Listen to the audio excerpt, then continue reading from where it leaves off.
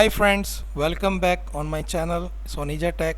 और हमारा subject style sheet की जो इंट्रोडक्शन था या बेसिक उसका जो था उसका जिसको कहेंगे कॉन्सेप्ट, वो मैंने आपको दे दिए थे।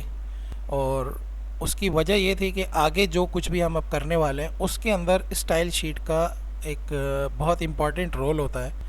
तो मेरा पैटर्न ये होता है कि कोशिश ये होती है मेरी कि मैं अगर आगे कोई भी बात करने वाला हूँ तो उसमें कोई टर्म अगर आने वाली है तो वो उसे ऑलरेडी आपको इंट्रोड्यूस करा दिया जाए। ठीक है। तो अब आगे जो हमारे टॉपिक्स आ रहे हैं उसमें जो है हमें यूँ समझ लें कि स्टाइल शीट की ज़रूरत पड़नी थी। तो इसके लिए मैंने सोचा कि पहले आपको स्टाइल शीट के बेसिक इंट्रोडक्शन करवा देता हूँ। उसके बाद फिर आगे चल के हम कुछ और काम करेंगे। HTML के कुछ टैग्स हमारे रहते हैं, वो बग़ैर स्टाइल शीट के ज़रा से अजीब से लगते हैं आपको। तो उस वक्त अगर मैं स्टाइल शीट अप्लाई करता तो वो आपके लिए एक नई चीज़ हो जाती है। तो अब आप जानते हैं कि स्टाइल शीट क्या होती है, उसके कितने मेथड्स हैं लिखने के। ठीक है, सारा कुछ आपके सामने है। तो अब ये हमारी वीडियो बन रही है, जैसे आपने नाम देखा डिव के लिए। डिव एक टैग होता है HTML का। तो डिव असल में होता क्या है? तो इसके लिए हम एक काम करते हैं कि एक नई फाइल क्रिएट करते हैं। तो यहाँ पे हम इसकी जो बेसिक कोडिंग है HTML head close, body open, body close, HTML close.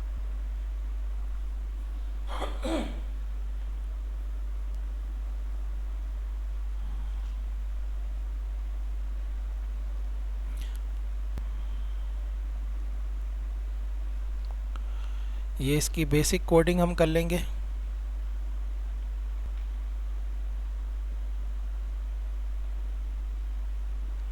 अच्छा, अब हम एक काम करते हैं, हम अपनी बॉडी का बीजी कलर भी दे देते हैं। बॉडी के टैग के अंदर हम बीजी कलर दे देते हैं, ज़रा सेपरेट रहेगा ये।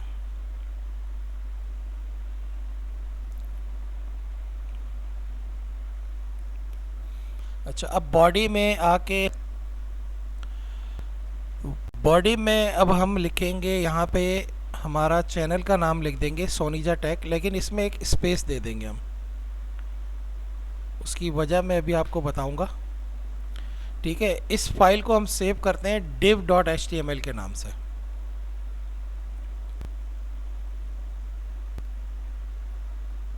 div.html।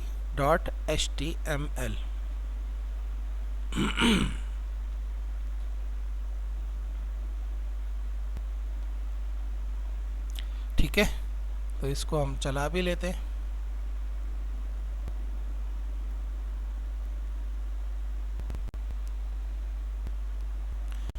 राइट, तो ये हमारा एक पेज जो कि ऑलरेडी हम कई दफ़ा बना चुके हैं, वो पेज बन गया। अब मुझे आपको बताना है कि डिव होता क्या है। तो हम पहले दिन से लेके और अब तक डिव को यूज़ करते रहे, लेकिन मसला ये था कि हमें मालूम नहीं था कि हम इस चीज़ को इस्तेमाल कर रहे हैं। जैसे हम और बहुत सारी चीज़ें हैं जो इस्तेमाल कर रहे हैं, लेकिन हमें मालूम नहीं है। तो आज डिव के ऊपर से पर्दा उठाने का वक्त आ गया। डिव की एक तो ये चीज़ हम देख लेते हैं कि हम अपने माउस से जो है सोनीजा टेक के एस को जो है हाईलाइट करते हैं। सिर्फ एस को हम करेंगे, ब्लू कलर हो गया। ठीक है, ये ब्लू कलर जितने एरिया में हुआ है ये था हमारा डिव। ठीक है। अच्छा, अब हम क्या करते हैं, सोनीजा को पूरे को हाईलाइट कर लेंगे। ये हमारा एक और डिव है। अब हम क्या करेंगे, पूरे सोनीजा टेक को हाईलाइट कर लेते हैं। ठीक है, अब ये मैंने किया क्या है, ये जो सोनीजा टेक है जहाँ ये लिखा हुआ है ये एक डिव है। ठीक है, फिर खाली सोनीजा जहाँ लिखा हुआ है वो एक डिव है। फिर खाली एस जहाँ लिखा हुआ है, यानी जितने भी अल्फ़ाबेट्स हैं यहाँ पे वो सब एक डिव के अंदर मौजूद हैं। ठीक है, थोड़ी मुश्किल लगेगी बात, लेकिन ज़रा सा इसको अगर नहीं समझ में आए तो वीडियो को रिपीट कर लीजिएगा, लेकिन मैं कोशिश करूँगा कि आपको वीडियो रिपीट करने की ज़रूरत ना पड़े। तो डिव असल में होता क्या है, मुख्तलिफ़ नामों से डिव को जाना जाता है। सबसे ट्रू एग्ज़ाम्पल हमने देखी थी डिव की जब हमने HTML के टेबल्स किए थे। ठीक है, टेबल में हमने टेबल डिक्लेयर किया, उसके बाद उसकी टेबल रॉ, टेबल डाटा, ये सारी चीज़ें डाली थी। तो वो इसकी एक एग्ज़ाम्पल थी, वो हमारा क्या था, डिव था। अच्छा, डिव एक डिव होता है यानी कि चले बल्कि इसके नाम मैं आपको बता देता हूँ। इसको हम मुख्तलिफ़ नामों से प्रोग्रामिंग के हवाले से जानते हैं। एक तो होता है कंटेनर, ठीक है, एक होता है पैनल, उसके बाद हम बोलते हैं सेल, ठीक है, खाना, बॉक्स कहते हैं हम, ग्रिड कहते हैं, मुख्तलिफ नाम इसके हम ले सकते हैं। ये होता क्या है तो हम बल्कि हम नोट पैड के ऊपर देखते हैं। नोट पैड को हम सामने लाएंगे। नोट पैड में आप देखें ये एक विंडो है, ठीक है, इसकी जहाँ से नोट पैड ख़त्म होती है वहाँ से पीछे का हिस्सा नज़र आने लग जाता है। तो ये जो इसकी बाउंड्री है ना, ये बाउंड्री इसका फ्रेम है, ठीक है। फ्रेम के अंदर ऊपर टाइटल बार है, टाइटल बार के नीचे मीनूज़ हैं, टाइटल बार में कुछ बटन्स हैं, फिर मीनू नीचे आता है, मीनू के बाद हमारा ये वाइट स्पेस आ जाता है, ठीक है। तो ये कितने हैं, ये हमारे पास तकरीबन इसमें frame, title, Meenu, white space, ये 4 एरियाज़ हमारे पास मौजूद हैं, ठीक है। ये फाइल मीनू वगैरह ये मीनू है, ये मीनू बार होती है। तो ये सब क्या है, ये हमारी इस विंडो के टुकड़े हैं। टुकड़े से अब वापस मैं इंग्लिश में बोलूँगा तो पैनल्स हैं, ठीक है। क्या किया गया, एक बड़ा वाला टुकड़ा लिया गया या पैनल लिया गया, चले मैं पैनल ही बोलूँगा।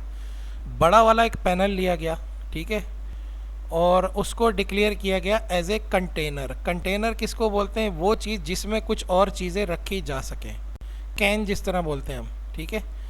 तो इसी तरह कंटेनर होता है, कंटेनर में कुछ सामान रखा जाता है। तो ये हमारा जो नोट पैड का एक कंटेनर था, कंटेनर के अंदर हमने कुछ सामान रखने थे, ठीक है। तो उसमें क्या किया, कुछ हमने पैनल्स जोड़े उसके साथ। पहले पैनल में टाइटल बार रख दिया गया, दूसरे पैनल में हमारा मीनू बार रख दिया गया, और तीसरे पैनल के अंदर हमारा वाइट स्पेस जहाँ पे हमने टाइपिंग करनी है वो रख दिया गया। उसके बाद प्रोग्राम को दे दिया गया कि अब आगे जितना भी काम होगा वो आपने ड्यूरिंग द यानी यूँ कहेंगे टाइपिंग या जो भी हम एडिटिंग करेंगे टेक्स्ट की, उस दौरान में जो चीज़ भी शामिल होनी है, उस वक्त जितने भी पैनल आपको कहे जाएं वो इसके अंदर जोड़ देने हैं, ठीक है। तो ये आपको असल में मैं डिटेल इसलिए बता रहा हूँ कि एक तो सबसे पहले तो मैं आपको ये दावा कर रहा हूँ कि ये चीज़ें आपको हर कोई नहीं बताएगा, ये थोड़ी एडवांस लेवल की चीज़ें होती है। लेकिन क्योंकि चले बल्कि छोड़े, मैं अपने बारे में क्या बताऊँ आपको। तो ये आपको मैं जो बता रहा हूँ चीज़ें बिल्कुल बेसिक से बता रहा हूँ। बैक स्टेज क्या क्या हो रहा होता है हमारे साथ, हमारे सामने चीज़ें होती हैं लेकिन हमें पता नहीं होता। तो ये सारे पैनल जोड़े गए, हर पैनल को एक काम दे दिया गया।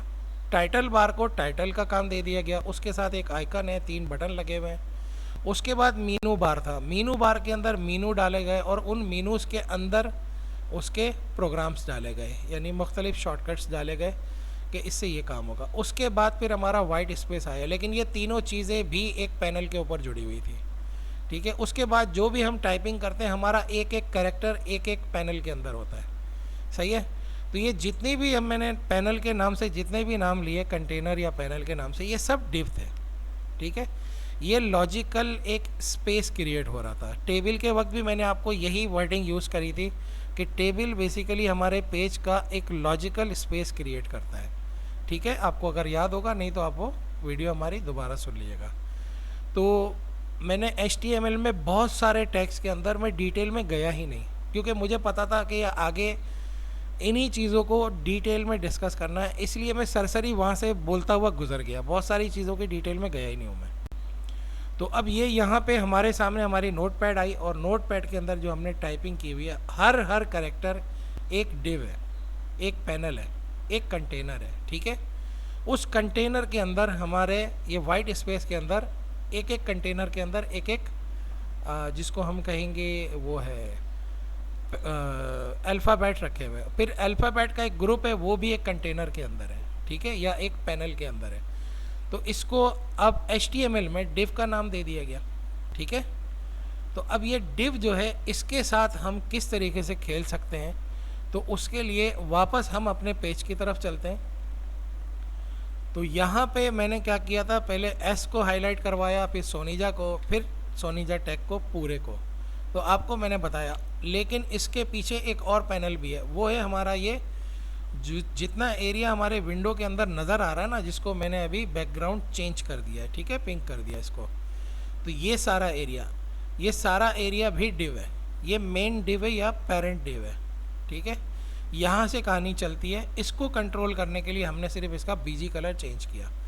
उसके बाद कुछ डिव लगे हमारे, जो हमने कैरेक्टर टाइप किए वो हमारे सामने डिस्प्ले हो गए, ठीक है। ये डिव तो सारे प्रोग्रामेटिकली हैंडल हो रहे थे, लेकिन अब HTML ने हमें एक ऐसी चीज़ प्रोवाइड की है कि हम चाहें तो इस मेन डिव के अलावा, यानी जो हमारा ये पिंक एरिया आ रहा है, जो वाइट होता है, जो हमने अभी चेंज किया है, इसको तो हम सिर्फ बॉडी के टैग के साथ कंट्रोल कर सकते हैं, लेकिन इसके आगे हम अपना भी एक लॉजिकल स्पेस क्रिएट कर सकते हैं। उसको हम अपनी कोडिंग के ज़रिए कंट्रोल करेंगे। उसकी वजह क्या होती है वो आगे कुछ वीडियोस के बाद आपको पता चलेगा, लेकिन इस डिव को अभी इस वक्त हम कंट्रोल करेंगे। तो उसके लिए हम जो है स्टार्टिंग लेते हैं। तो ये जो सोनीजा टैग हमने लिखा है, यहाँ पे हम लगा देंगे H1 का टैग, और सोनीजा टैग को हम H1 में ले लेंगे।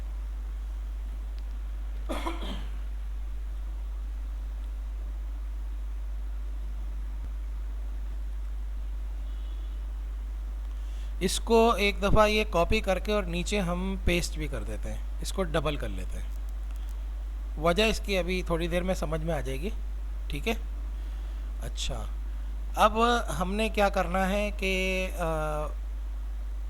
बल्कि एक काम करते हैं, हम डिव से स्टार्ट ले लेते हैं। तो बॉडी जहाँ से हमारी स्टार्ट हो रही है, H1 से पहले हम एक टैग लगा लेंगे डिव का, और नीचे आके इसको क्लोज भी कर देंगे।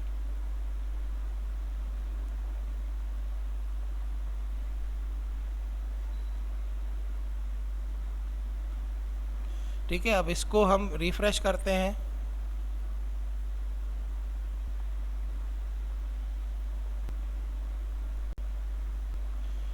अब हम चेक करेंगे अपना पहला डिव, ठीक है, जो हमने अभी क्रिएट किया। एक डिव तो वो है जो बॉडी के अंदर आ रहा है, जिसका बीजी कलर हमने चेंज किया था, सही है।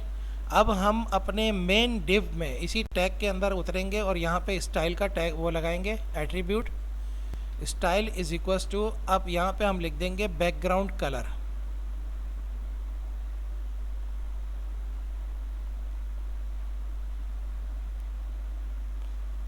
और कॉलन लगा के यहाँ पे हम लिख देते हैं येलो कर देते हैं इसको, ठीक है। सेमी कॉलन लगाएं, देखें इसका इफेक्ट क्या आ रहा है।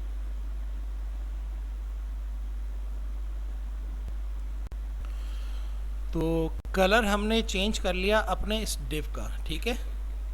तो अब जो हमारे H1 का जितना भी टेक्स्ट आ रहा है वो इसी कलर के साथ आ रहा है। अब हमने बॉडी का कलर जो है ना, वो उसको हमने एक तरह से ओवरराइड कर दिया अपने डिव के कलर को बॉडी के कलर के ऊपर, ठीक है। तो ये एक सेपरेट वो एरिया आ गया।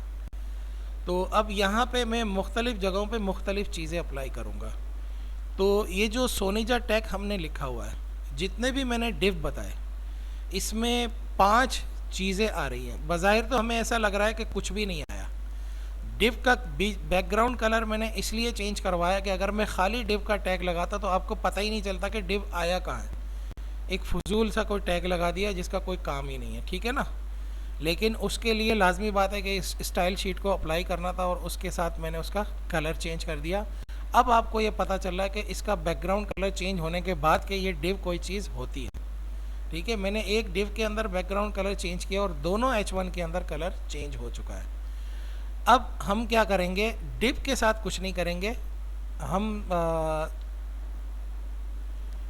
बल्कि इस वक्त डिव के साथ करेंगे हम। पहला हमारा जो हम इसमें एक चीज़ अप्लाई करेंगे, इसमें जो 5 चीज़ें आती हैं 1 बाय 1 हम करेंगे। तो हम यहाँ पे डिव के जो स्टाइल के अंदर है ना, हम ले लेंगे हम ले लेंगे विड्थ और मार्जिन। मार्जिन की प्री डिफाइन कुछ वैल्यूज़ होती हैं, तो उसके लिए हमें विड्थ को डिफाइन करना ज़रूरी होता है मार्जिन अगर हमें यूज़ करना है। ठीक है, तो मार्जिन में 4 उसके एरियाज़ हैं, टॉप है, राइट है, बॉटम है, लेफ़्ट है। ठीक है, अच्छा उसमें यहाँ पे हमें पिक्सल्स में वैल्यू दे सकते हैं, लेकिन मैं डायरेक्टली यहाँ पे इसकी जो 5वीं प्रॉपर्टी है, यानी जो वैल्यू है इसके अंदर जो पिक्सल्स के अलावा होती है, ऑटो, वो ले रहा हूँ। ठीक है, तो ऑटो क्यों ले रहा हूँ ये मैं अभी बताऊँगा। पहले इसकी एप्लीकेशन देख लेते हैं, इसको सेव करके हम एग्जीक्यूट करते हैं।